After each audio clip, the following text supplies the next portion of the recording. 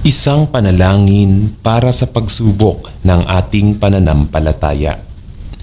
Salamat sa iyo, Ama, na ipinangako mo na ang pagsubok ng aming pananampalataya ay gumagawa ng tiyak at katatagan, na sa oras ay ilalabas ang magandang karakter na tulad ng Kristo na nais mo sa lahat ng iyong mga anak. Ngunit na madalas na personal kong hinahangad na maiwasan o itinuturing bilang isang oras na mapait na pakikibaka. Tulungan mo akong, Panginoon, upang yakapin ang anumang mga pagsubok na nakikita mong angkop upang makapasok sa aking buhay.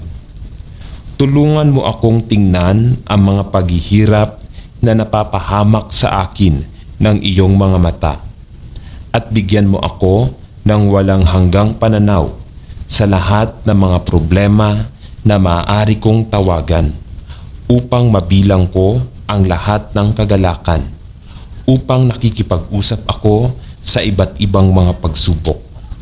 Alam na ang pagsubok ng aking pananampalataya ay gumagawa ng makadiyos na bunga ng pasensya.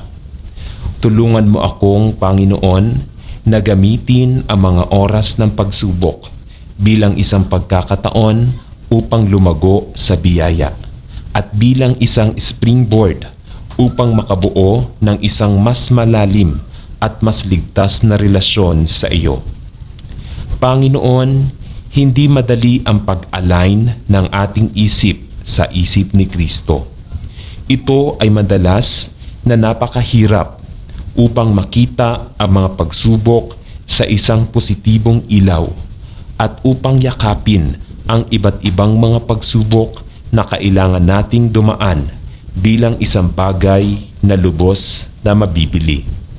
At gayunpaman ay sinasabi sa amin ng iyong salita na ang mga paghihirap sa buhay ay patalasin ang aming pananampalataya. Habang pinapaunlad ang aming tiwala sa Panginoon na mas mahalaga sa iyo kaysa sa maraming pinong ginto. Bigyan mo ako ng isang puso na mauunawaan at pinipili na tumingin sa mga pagsubok at pagsubok mula sa iyong pananaw, upang ang pagsubok ng aking pananampalataya ay maaaring magdulot ng matuwid na bunga o pasensya at biyaya. Itinatanong ko ito sa pangalan ni Jesus. Amen. Panalangin para sa pananampalataya tulad ng bata.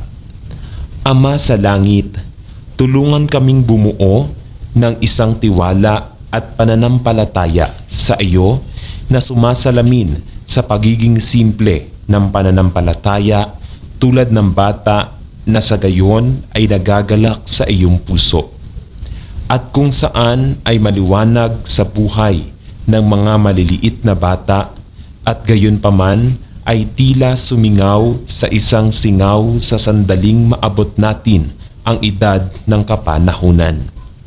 Naway magkaroon tayo ng isang kamangha-mangha at isang kamangha-mangha na maluwalhating kwento at pagtubos, at isang malalim na pagpapakumbaba habang papalapit kami sa iyong 3 beses na banal trono ng biyaya upang humingi ng tulong sa oras ng pangangailangan. Patawarin mo kami sa pagkawala ng labis na pagtataka sa magagandang pagkakatawang tao at sa pagiging kampante tungkol sa kamatayan at muling pagkabuhay ng ating Panginoon at tagapagligtas na si Hesukristo. I-renew sa amin ang isang malalim na paggalang para sa iyong banal na pangalan, tulad ng angkop sa aming dakila at maluwalhating lumikha ng Diyos. Sino ang mahal sa amin, kaya't ipinadala niya ang kanyang bugtong na anak upang mamatay para sa ating mga kasalanan, upang ang sinumang naniniwala sa Kanya ay hindi mapahamak ngunit magkaroon ng buhay na walang hanggan. Tulungan mo kami sa mga araw na nasa unahan upang suriin ang aming mga puso at upang makita kung kami rin ay naging maligamgam patungo sa mga bagay ng Diyos. I-renew sa amin ang isang tulad ng bata na espiritu ng pagkagulat at pagtataka, upang sa sandaling muli ay maaari nating mamangha sa kamanghamanghang kung sino ka talaga, at iguhit kami ng mas malapit sa mas malalim na pakikipag-ugnay sa isang sarili. Ito ang hinihiling namin sa mahalagang pangalan ng ating Panginoon at tagapagligtas na si Hesukristo. Amen. Panalangin para sa isang mas malalim na pananampalataya at pag-ibig para kay Jesus. Ama, habang naaalala natin ang matatag na pananampalataya at pag-asa sa Diyos na napakarami ng malaking ulap ng mga saksi na ipinakita sa Hebreo, Kabanata 11 at sa ibang lugar. Ipinagdarasal namin na maaari rin nating sundin ang kanilang halimbawa at ilagay ang aming buong pananampalataya sa iyong mahalagang salita. Naway magkaroon tayo ng isang napakalalim na tiwala sa iyo. Alam na ang iyong salita ay tapat at totoo.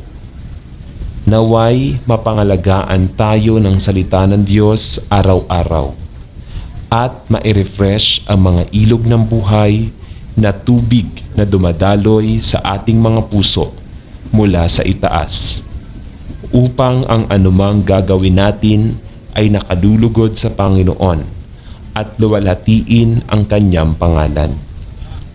Salamat sa iyo na kay Kristo kami ay pinatawad sa lahat ng aming mga kasalanan at naihatid mula sa kapangyarihan ng kasalanan sa aming buhay.